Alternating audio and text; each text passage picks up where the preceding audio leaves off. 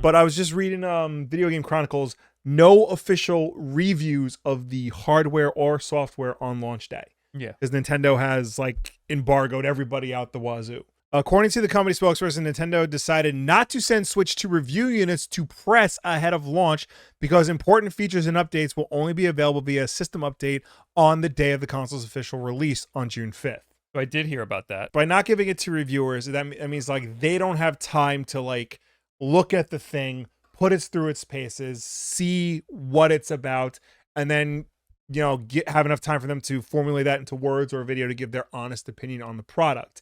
And in turn, the audience, it doesn't give them an opportunity to see what the whole thing is about. Well, they can still do that. They just don't get to do it before launch. But that's the problem, because like the earlier the better, and now everybody has to scramble to be the first to market with their impressions on the system, with the games. Not to mention, and we'll get into this, it's Summer Games Fest this week, so now they have to cover that as well as rush to get Switch 2 information out the door.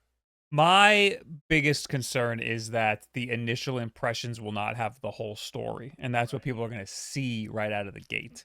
And that is a little concerning. Other than that, it's just a level playing field for everybody.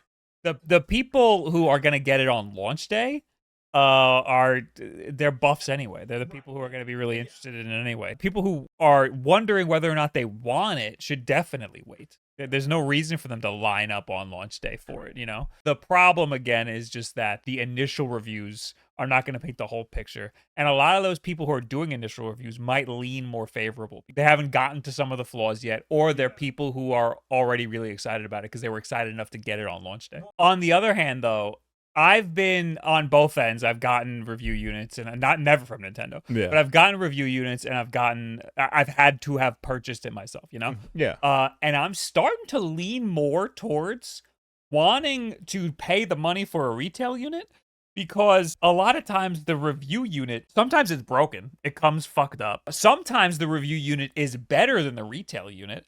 Sometimes there's problems in acquiring the product that you don't know about if you get a review unit. There's two sides to it, I think. And you need to take into account all of the different sides. Mm-hmm.